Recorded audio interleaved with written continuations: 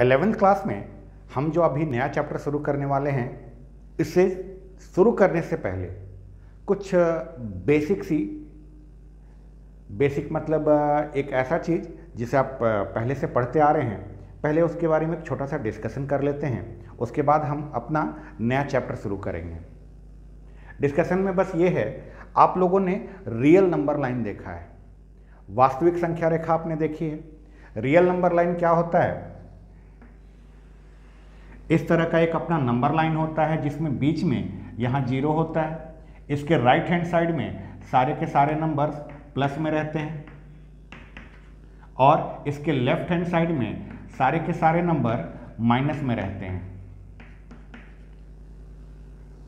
ये जो number line पर हम ये सब नंबर्स लिखा करते हैं, इन नंबर्स को इंटीजर्स कहा जाता है, इनको पूर्णांक कहते हैं। क्या आपको ये पता है कि जैसे जैसे 0 से हम आगे की तरफ बढ़ते जा रहे हैं, 0 से आगे की तरफ बढ़ते बढ़ते हम देखिए नंबर्स को बढ़ाते चले जा रहे हैं, तो मन में ये सवाल आता है कि क्या ये नंबर्स कहीं जाके ख़त्म होंगे? क्या इसका कहीं अंत होता है क्या? अगर आपसे कोई पूछे कि दुनिया का सबसे बड़ा पॉजिटिव नंबर कौन सा है, आप किसी ऐसे नंबर के बारे में सोचिए जो सबसे बड़ा हो, यानी उससे बड़ा नंबर आप कुछ सोच ही ना पाए। ऐसा कोई नंबर है क्या आज तक आपकी जानकारी में? नहीं है। ठीक इसी तरह अगर आपसे कोई पूछा जाए कि सबसे छोटा नंबर बताइए, वो कौन सा ऐसा नंबर है जो सबसे छोटा हो, तो इसका भी जवाब हमारे पास नहीं है। हमारे पास कोई भी एक ऐसा नंबर नहीं है जिसे हम बता सके कि हाँ दुनिया का ये सबसे बड़ा नंबर है, क्योंकि इससे बड़ा नंबर तो होगा ही नहीं, और या दुनिया का ये सबसे छोटा नंबर है क्योंकि इससे छोटा नंबर कुछ नहीं हो सकता। आप अपने मन में अगर किसी नंबर को सोचिएगा, मान लीजिए समझने के लिए हम समझ रहे हैं, मान लीजिए कि अगर मैं कहता कि 2 जो है दुनिया का सबसे बड़ा नंबर है, यानी इससे बड़ा नंबर कोई होगा ही नहीं, तो मैं क्या करता, उस 2 में 1 जोड़ देता। 2 में जैसे ही मैं 1 जोड़ता हूं तो 3 आ जाता है, और 3 में मैं 1 जोड़ूंगा 4 आ जाएगा। 4 में अगर मैं 1 प्लस कर दूं तो 5 चला जाएगा। इस तरह से अगर आप किसी भी नंबर को सोचिए कि ये सबसे बड़ा नंबर होगा, क्या उसमें 1 ऐड नहीं किया जा सकता? बिल्कुल किया जा सकता है। और जैसे ही आप 1 ऐड करिएगा तो जो नंबर आपने पहले लिया था आप उससे एक बड़े नंबर तक पहुंच जाइएगा। तो इस तरह से हम इस बात का अंदाज़ा नहीं लगा सकते, या हम इस बात को कॉन्फिडेंटली कह नहीं सकते कि ये दुनिया का सबसे बड़ा नंबर है या ये दुनिया का सबसे छोटा नंबर है। बड़ा नंबर ऑब्वियसली प्लस के साइड में आएगा और छोटा नंबर ऑब्वियसली माइनस के साइड में आता है। तो इसके लिए हम क्या करते हैं, ये जो हमारा नंबर लाइन है, इस नंबर लाइन के आखिरी को कहाँ पर इसका अंत होगा ये तो हमें पता नहीं, क्योंकि सबसे बड़ा नंबर कौन है वो हमें खुद ही नहीं पता है। तो हम क्या कह देते हैं कि ये जो आखिरी पॉइंट है ये इसका इनफाइनाइट है। ये जो आखिरी पड़ाव आएगा वो हमारा इनफाइनाइट का होगा। और ठीक इसी तरह इधर लेफ्ट हैंड साइड में जो इस नंबर लाइन का आखिरी पड़ाव आएगा, ये आखिरी पड़ाव माइनस का इनफाइनाइट होगा।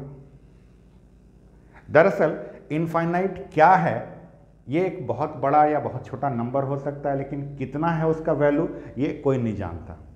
किसी को पता ही नहीं कि इनफाइनाइट होता क्या है। क्यों नहीं पता है? क्योंकि हमें दुनिया का सबसे बड़ा या दुनिया का सबसे छोटा नंबर ही नहीं पता है कि कौन सा दुनिया का सबसे बड़ा नंबर है या कौन सा दुनिया का सबसे छोटा नंबर है। तो इनफाइनाइट एक ऐसा चीज़ है जिसके बारे में हमें कुछ पता ही नहीं होता कि होता कितना है एक्चुअल में। ये तो बात हो गई इनफाइनाइट के बारे में।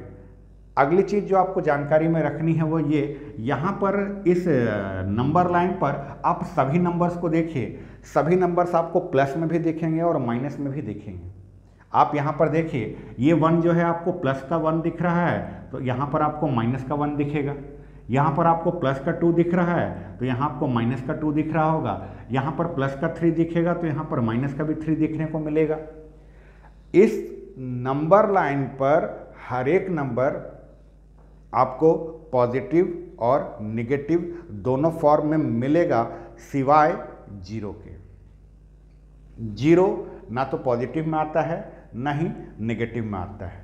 तो ये ध्यान रखिएगा कि जीरो जो है एक ऐसा नंबर है जिसके आगे कोई भी पॉजिटिव या नेगेटिव का साइन नहीं लगता। बाकी जीरो को छोड़कर कोई भी आप नंबर ले लीजिए, वो आपको प्लस में भी मिलेगा और वही नंबर आपको माइनस में भी मिलता है। तो पहला चीज़ जो हमने यहाँ पर डिस्कस किया वो कि इनफाइनाइट के बारे में हमने बात की। दूसरा चीज़ जो हमने डिस्कस किया वो ये कि जीरो जो है इसके आगे ना तो पॉजिटिव का साइन लगता है और ना ही नेगेटिव का साइन लगता है। चलिए इन दोनों को बातों को करने के बाद जरा हम सोचते हैं, मान लीजिए 5/5 लिखा गया। 5/5 लिखा गया तो मैथमेटिक्स के स्टूडेंट होने के नाते आपको पता है या आपका ये कर्तव्य है कि आप इन दोनों को अच्छे से काट दें और अच्छे से काटने के बाद हम इसका आंसर बड़े ही आराम से 1 लिख दें। 5/5 1 होगा। क्यों 1 होता है? हमें यही चीज़ शुरू से सिखाया गया, बचपन से सिखाया गया कि मैथमेटिक्स में जो चीज़ ऊपर रहता है और उसी नंबर से अगर डिवाइड कर दिया जाए तो आंसर हमारा 1 आता है। अच्छा, साथ में हमको ये भी सिखाया गया कि जीरो में अगर मैं 5 से डिवाइड कर दूं, मान लीजिए जीरो में अगर मैंने 5 से डिवाइड किया तो हमें आंसर पता है कि आंसर जो है 0 आएगा। क्या आपने कभी सोचा है 5 में अगर 0 से डिवाइड किया जाए तब क्या होगा? हमें यह भी पता है, यह भी बताया जाता है कि किसी भी नंबर में अगर हमने 0 से डिवाइड किया, किसी भी नंबर में अगर हमने 0 से डिवाइड किया तो इसकी वैल्यू जो है इनफाइनाइट आती है। ये 3 चीज़ें यहाँ पर ऐसी हैं जो हम बहुत शुरू से पढ़ते आ रहे हैं। अब शुरू से अगर हम ये पढ़ते आ रहे हैं तो यहाँ पर एक बहुत ही इंटरेस्टिंग सा सवाल हमारे सामने आता है। अगर नहीं आता आपके सामने तो अब 11th क्लास में आना चाहिए। आपके सामने ये सवाल है कि 0/0 0/0 की वैल्यू क्या होगी।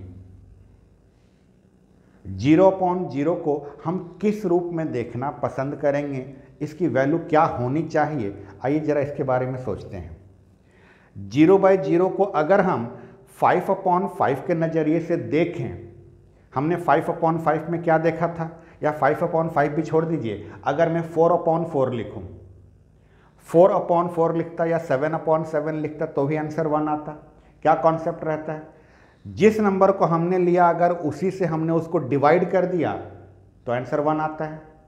तो यहाँ पर 0/0, क्या 0/0 का आंसर 1 आना चाहिए? क्योंकि 5/5 का आंसर 1 होगा, 7/7 का आंसर 1 होगा, 10/10 का आंसर 1 होगा, 100/100 का आंसर भी 1 होता है। यानी जो चीज़ आपका न्यूमरेटर में है वही चीज़ अगर आपका डिनोमिनेटर में आ गया तो कट के 1 हो जाना चाहिए। तो 0/0 ये तो कट के 1 हो जाना चाहिए। ये पहला चीज़ है। अगला चीज़ 0/0 में मैं अगर सिर्फ ऊपर वाले जीरो को देखूं, मैं सिर्फ अगर ऊपर वाले जीरो को देखूं तो यहाँ पर तो हमको ये पता है कि जीरो में किसी भी चीज़ से डिवाइड करूँगा तो 0 आएगा। जीरो में अगर मैंने किसी भी चीज़ से डिवाइड कर दिया तो उसका आंसर अपने आप में 0 आता है। तो क्या 0/0 को हम इस नज़रिए से सोचकर क्या 0/0 को हम 0 लिख सकते हैं? क्योंकि यहाँ पर तो हमने देखा था कि 0 में अगर मैं किसी भी चीज़ से डिवाइड करूँ तो आंसर 0 आएगा। तो 0/0 में जैसे ही मैंने देखा न्यूमरेटर में 0, न्यूमरेटर में 0 देखते ही मैं उसका आंसर 0 लिख दूंगा, क्योंकि हमको तो ये पता है कि 0/anything 0 आता है।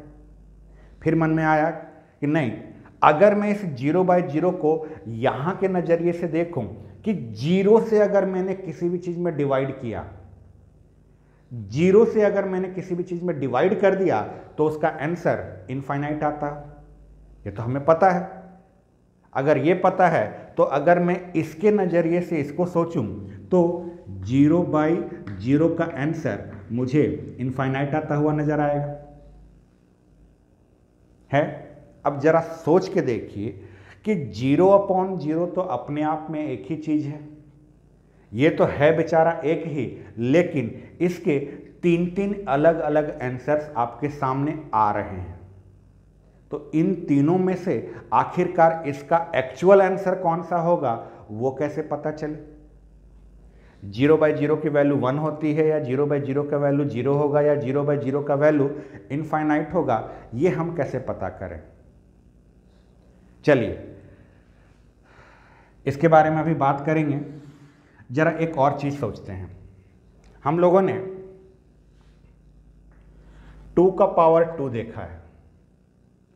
2 की पावर 2 को हम लोग कितना लिखते हैं? 2 की पावर 2 को हम 4 लिखते हैं। अच्छा, 2 की पावर 2 को हमने 4 लिखा, फिर जरा सोचिए अगर हम 2 की पावर 0 ले लें। मैथमेटिक्स में ये भी हम बचपन से जानते आ रहे हैं कि 2 का पावर 0 कितना होगा? ये और कुछ नहीं, 1 आएगा। जरा फिर सोचिए, अगर मैंने 0 की पावर में 2 ले ली, 0 की पावर में 2 यानी 0 का स्क्वायर कर दिया, तो 0 का स्क्वायर जो है वो तो अपने आप में 0 आ जाएगा। 0 का स्क्वायर का मतलब क्या होता है? 0 के स्क्वायर का मतलब होता है 0 इंटू 0, और 0 इंटू 0 0 हो जाएगा। 2 का स्क्वायर 4 होता है, 2 की पावर 0 1 होता है, 0 का स्क्वायर 0 होता है। ये सब चीज़ें हमने बचपन से पढ़ती आई हैं, शुरू से पढ़ा है। अगर ये सब शुरू से पढ़ा है तो आइए जरा हम बात करें 0 की पावर 0 के बारे में। 0 की पावर 0 के बारे में जरा बात करते हैं, सोचते हैं कि इसका आंसर क्या होगा। जरा सोचिए, यहाँ पर हमने जिस नंबर को लिया उसके पावर में अगर हमने उसी को चढ़ा दिया, जिस नंबर को हमने लिया अगर उसके पावर में भी हमने वही नंबर चढ़ाया, तो उसका आंसर कोई ना कोई नंबर आ रहा है, 0 तो नहीं आ रहा है। 3 का पावर अगर मैंने 3 लिया तो ये अपने आप में 27 आ जाएगा। तो क्या इसके हिसाब से 0 की पावर 0, हम इसके बारे में पहले बात करने वाले हैं कि इसकी वैल्यू कितनी आनी चाहिए। तो क्या 0/0 की वैल्यू इस तरह से कोई नंबर आना चाहिए? क्योंकि हमने तो देखा था कि किसी भी नंबर के पावर में अगर वो खुद आ जाए तो वो कोई वैल्यू देता है। या यहाँ पर इस 0 की पावर 0 को हम इस नज़रिए से देख सकते हैं। हमने क्या पढ़ा था? किसी के पावर में अगर 0 आ जाए, पावर में बस 0 दिखना चाहिए। जैसे ही हमें पावर में 0 दिखता है हम उसकी वैल्यू 1 बता देते हैं। तो यहाँ पर अगर मैं इसको ध्यान से देखूँ, इसको ढक लूँ, पावर में मुझे 0 दिखा, जैसे ही पावर में 0 दिखे मैं अगर उसको 1 बोल दूं कि नहीं साहब इसकी वैल्यू तो 1 होगी, पावर में 0 था। क्योंकि हम तो यही जानते हैं पावर में 0 है मतलब 1 है। जरा यहां के नजरिए से सोचिए, 0 की पावर में कुछ भी दे दीजिए, 0 की पावर में कुछ भी दे दीजिए, वैल्यू जो है 0 आ जाएगी। तो क्या 0/0 की वैल्यू 0 होनी चाहिए? यहां पर सवाल हमारे सामने वही है कि 0 की पावर 0 इस तरह से कोई भी नंबर आना चाहिए, या 0 की पावर 0 1 होनी चाहिए, या 0 की पावर 0 अपने आप में 0 होना चाहिए। क्या होगा इसका एक्चुअल आंसर? अगर इसके बारे में सोचा जाए तो हमें कोई संतोषप्रद उत्तर, कोई सेटिस्फैक्ट्री आंसर यहां से नहीं मिलता। बहुत सारी दुविधाएं रहती हैं कि आखिर हम इस 0/0 को या 0 की पावर 0 को लें कैसे, कौन से तरीके से हम उसकी वैल्यू निकालें। 0/0 का वैल्यू इन तीनों में से कौन सा होगा, और यही क्यों होगा, बाकी दोनों क्यों नहीं होगा? ये कुछ ऐसे सवाल हैं जिनका जवाब आज तक कभी नहीं मिल पाया। मैथमेटिक्स में भी कुछ चीज़ें ऐसी हैं जो हमारी कल्पना से या हमारे सोच से बाहर हैं। आज तक हम इसका कोई भी उत्तर नहीं पता कर पाए कि आखिर ये इसकी वैल्यू होती क्या है। और बात सिर्फ इसी का नहीं है, इसके जैसे कुछ मैथमेटिक्स में इसके जैसे कुछ और चीज़ें हैं जिसके बारे में हमें आज तक पता ही नहीं चल पाया कि इसकी एग्जैक्ट वैल्यू, एक्चुअल वैल्यू कितनी होगी। मैथमेटिक्स में इन सब चीज़ों को जिनकी हमें वैल्यू पता नहीं है उसे हम कहते हैं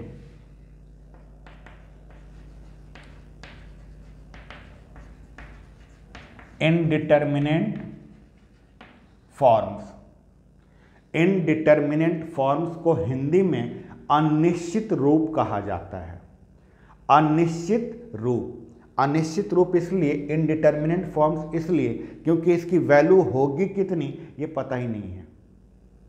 हमें ये पता ही नहीं है कि 0/0 का एक्चुअल आंसर कितना होगा। 0/0 का आंसर 1 लें, 0/0 का आंसर 0 लें, या 0/0 का आंसर इनफाइनाइट लें, कौन सा लें ये पता नहीं है। मान लीजिए कि अगर 0/0 का आंसर 1 लें ये बोल के कि भाई 5/5 1 होता है, तो ये दोनों नाराज हो जाएंगे कि हम में क्या बुराई है भाई, हम भी तो किसी ना किसी फॉर्म से ही मैच कर रहे थे।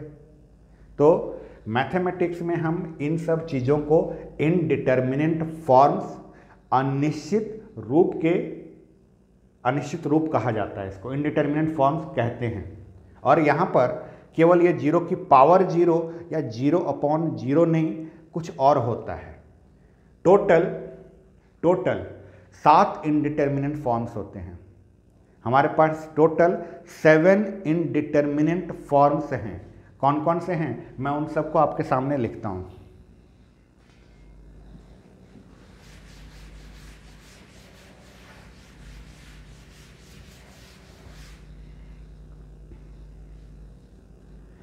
सबसे पहला इनडिटर्मिनेंट फॉर्म जो होता है वो होता है 0/0 का। 0/0 की वैल्यू कितनी होगी ये हमें पता नहीं। दूसरा इनडिटर्मिनेंट फॉर्म जो होता है इनफाइनाइट अपॉन इनफाइनाइट का।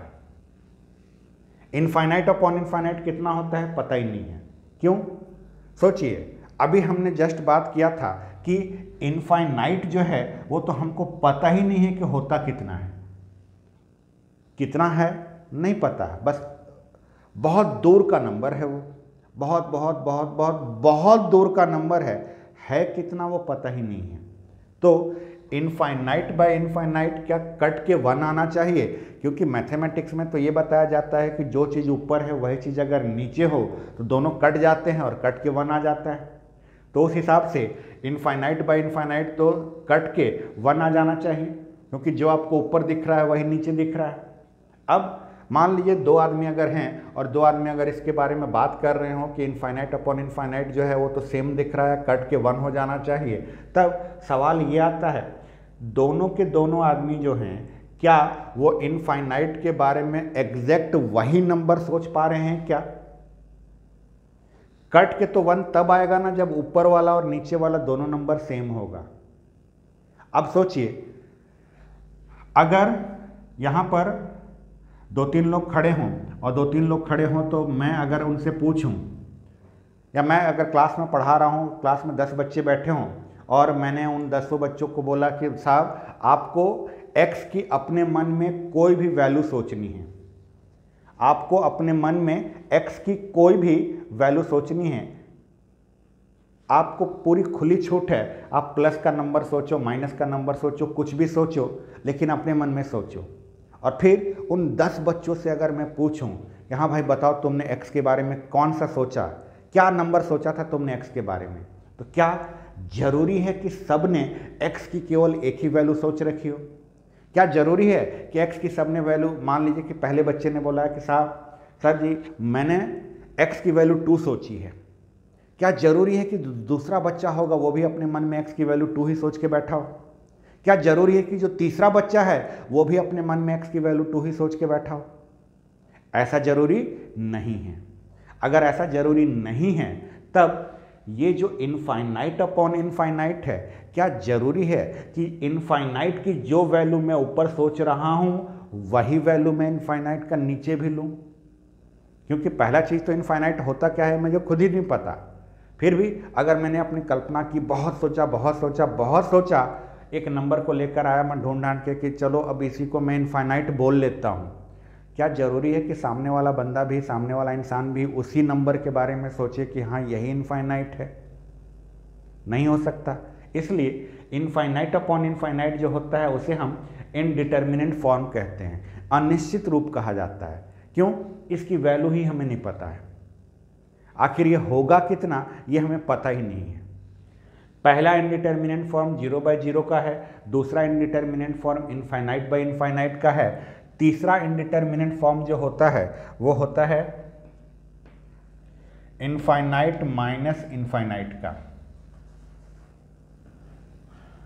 इनफाइनाइट माइनस इनफाइनाइट कितना होगा पता ही नहीं है। क्यों नहीं पता?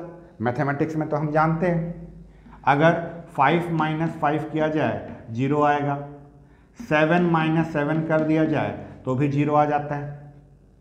जिस नंबर को हमने पहले लिया है अगर उसी नंबर में मैंने उसी नंबर को माइनस कर दिया तो आंसर 0 आएगा।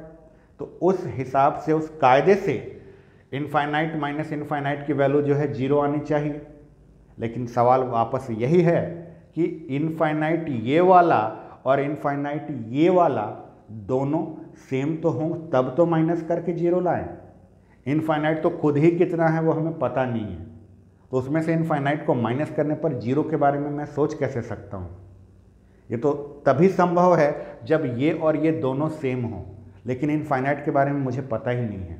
इसलिए इनफाइनाइट माइनस इनफाइनाइट भी हमारा इनडिटर्मिनेंट फॉर्म है, यानी इसकी वैल्यू हमें पता नहीं है। मैथमेटिक्स में आज तक मैथमेटिक्स में इसका कोई जवाब नहीं मिल पाया कि इनफाइनाइट माइनस इनफाइनाइट होता कितना है। इसके बारे में हम कोई डिस्कशन नहीं करते, इसको हम इनडिटर्मिनेंट फॉर्म मान के आगे बढ़ गए। 0 by 0, infinite by infinite, infinite minus infinite, फिर 0 इंटू इनफाइनाइट। 0 इंटू इनफाइनाइट कितना होगा नहीं पता। क्यों नहीं पता? हमें तो ये मैथमेटिक्स में सिखाया जाता है कि 0 इंटू 1 करेंगे 0 आएगा, 0 इंटू 5 करेंगे तो भी 0 आएगा, 0 इंटू 7 कर दिया तो भी 0 आया। यहाँ तक कि बच्चे को पता रहता है, यही सिखाया जाता है बचपन में।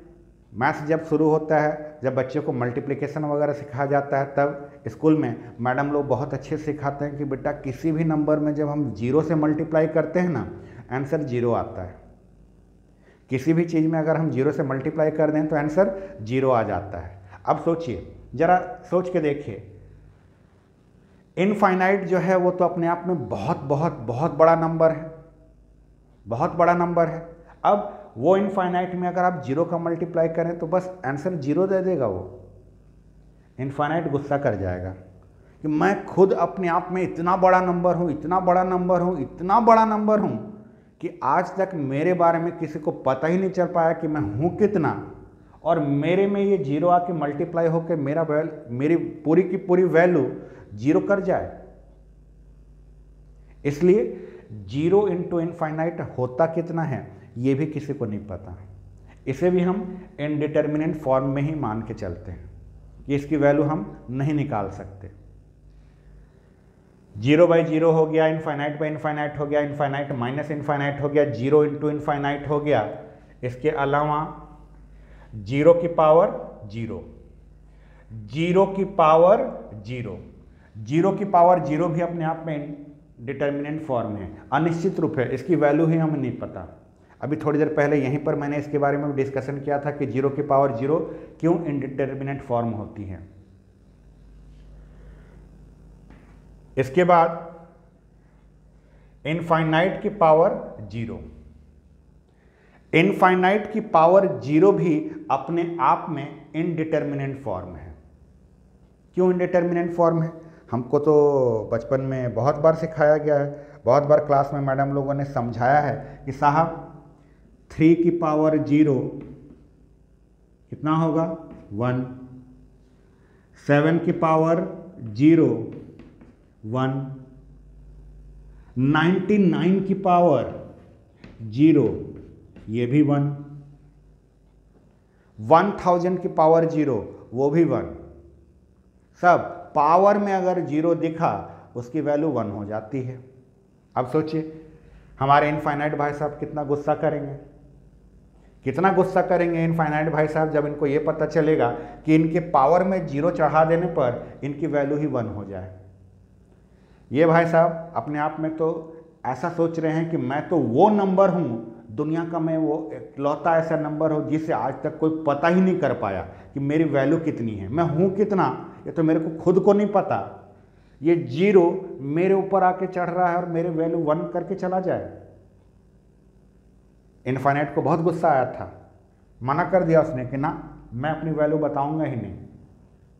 इसने उस कैटेगरी में जाने से मना कर दिया, बोला कि नहीं मैं इनडिटर्मिनेंट फॉर्म में रहूँगा। यानी इनफाइनाइट की पावर 0 कितना होता है ये भी किसी को नहीं पता, इसकी वैल्यू 1 नहीं होगी। ये कॉन्सेप्ट यहाँ लगता ही नहीं है कि anything power raise to 0 is equal to 1। 0 by 0, infinite by infinite, infinite minus infinite, 0 into infinite, 0 की पावर 0, इनफाइनाइट की पावर 0, और सबसे लास्ट में सबसे आश्चर्यजनक चीज 1 की पावर इनफाइनाइट। 1 की पावर इनफाइनाइट ये भी अपने आप में इनडिटर्मिनेंट फॉर्म है। आपको सुनकर आश्चर्य लगेगा, झटका लगेगा। 1 की पावर इनफाइनाइट, 1 ने क्या बिगाड़ा है? 1 ने क्या बिगाड़ा है? क्यों? कई बार बचपन में हम लोग को सिखाया गया है, मैडम ने कितना मेहनत करके सिखाया हम लोग को। शुरू से मैडम कितना पीछे पड़ी रहती थी क्लास में, बेटा सीख ले 1 का स्क्वायर का मतलब, 1 का स्क्वायर का मतलब कि 1 को 2 बार मल्टीप्लाई करना है। तो 1 इंटू 1 टेबल तो हमको बहुत अच्छे से आता है, 1 इंटू 1 तो 1 ही होता है। अच्छा, तो 1 का क्यूब का मतलब क्या होगा? तो 1 के क्यूब का मतलब ये है 1 इंटू 1 इंटू 1, यानी 1 को 3 बार मल्टीप्लाई करना है। मल्टीप्लिकेशन तो हमको बहुत अच्छे से आता है, मैडम ने बहुत अच्छे से सिखाया है। 1 इंटू 1 इंटू 1 1। 1 की पावर ऐसी सोचिए 6 का मतलब क्या होगा? 1 की पावर 6 का मतलब है कि 1 into 1 into 1 into 1 into 1 into 1, 6 बार 1 को मल्टीप्लाई करना। ये भी हम कर लेंगे। 1 की पावर 10, 1 की पावर 10, 1 को ना 10 बार लिख के मल्टीप्लाई करना है। अच्छा, तो 1 की पावर 50 का मतलब, तो 1 की पावर 50 का मतलब ये कि 1 को 50 बार लिखना है और मल्टीप्लाई करना है। ओके। 1 की पावर इनफाइनाइट का मतलब, तो 1 की पावर इनफाइनाइट का मतलब तो कुछ ऐसा होना चाहिए कि 1 को इनफाइनाइट बार लिखना है। तो 1 को इनफाइनाइट बार लिखने के लिए पहले इनफाइनाइट की वैल्यू तो पता रहे हमें। अगर इनफाइनाइट की ही वैल्यू नहीं पता रहेगी तो 1 को कितनी बार लिखना है, जब हमें यही नहीं पता तो हम इसका फाइनल आंसर कैसे बताएं? अब आपके मन में आ रहा होगा कि साहब कुछ भी करो, 1 को तो मल्टीप्लाई कर रहे हो 1 ही से ना, 1 को 1 से मल्टीप्लाई कर रहे हैं ये जरूरी नहीं है, 1 को कितनी बार लेके जाना है हमको वही नहीं पता है। सोचिए, इनफाइनाइट भाई साहब फिर गुस्सा करेंगे। क्यों गुस्सा करेंगे? इनफाइनाइट भाई साहब ये बोलेंगे कि मैं तो दुनिया का वो चीज़ हूँ जिसके बारे में किसी को पता ही नहीं है कि मेरी वैल्यू कितनी है, और मैं अगर किसी के सर के ऊपर चढ़ूँ तो मैं इतना छोटा हूँ कि उसको फाइनल आंसर 1 देखे जाऊँ। मैं तो दुनिया का वो सबसे बड़ा ऐसा बड़ा नंबर हूँ जिसके बारे में आज तक कोई सोच ही नहीं पाया कि मैं हूँ कितना। तो मेरी वैल्यू, मेरी औकात बस इतनी है कि मैं 1 के पावर में चढ़ रहा हूँ, 1 के सर पे चढ़ रहा हूँ, और मैं 1 के सर पे चढ़ के 1 की पावर में चढ़ के उसकी वैल्यू 1 भी बस दे के जाऊँ। इसलिए गुस्सा हो गए, बोले कि ना हम इस बात को नहीं मानते। इसलिए तब से ना 1 की पावर इनफाइनाइट को इनडिटर्मिनेंट फॉर्म में डाल दिया गया कि लीजिए अब आप यहाँ पर आ जाइए, यहाँ पर आके खुश रहिए। टोटल ये 7 इनडिटर्मिनेंट फॉर्म्स हैं, ये 7 अनिश्चित रूप हैं जिनकी वैल्यूज हमें आज तक नहीं पता। और इसी इनडिटर्मिनेंट फॉर्म से हमारा वास्ता जो भी पड़ेगा, ये जिस चैप्टर में हम इसके बारे में पढ़ने वाले हैं उस चैप्टर का नाम है लिमिट। मैथमेटिक्स 11th क्लास के मैथमेटिक्स में ये हमारा अब नया चैप्टर शुरू होने वाला है, नाम है लिमिट। हिंदी में इसको सीमा कहा जाता है, हिंदी में इसको सीमा कहा जाता है। आज के वीडियो में हमने बेसिकली केवल इस चैप्टर लिमिट का स्टार्टिंग समझने के लिए कि आखिर ये होता क्या है, इसके लिए हमें सबसे पहले इन इंडिटर्मिनेंट फॉर्म्स को जानना था। याद रखिए टोटल 7 इंडिटर्मिनेंट फॉर्म्स हैं और इन सातों के साथ तो इंडिटर्मिनेंट फॉर्म को आप अच्छे से याद रख लीजिएगा कि किसे किसे इंडिटर्मिनेंट फॉर्म कहा गया है। ऐसे इन सातों इंडिटर्मिनेंट फॉर्म में जो सबसे बेसिक वाला इंडिटर्मिनेंट फॉर्म है वो है हमारा 0/0। 0/0 जो है सबसे बेसिक वाला इंडिटर्मिनेंट फॉर्म है। इस चैप्टर में इसका भयानक प्रयोग होता है। जब भी क्वेश्चन आता है तो हम सबसे पहले इस चैप्टर में जब क्वेश्चन बनाने में हम जाएंगे तो वहाँ पर हम देखिएगा, चेक करेंगे कि कहीं हमारा क्वेश्चन जो है इंडिटर्मिनेंट फॉर्म में तो नहीं जा रहा है।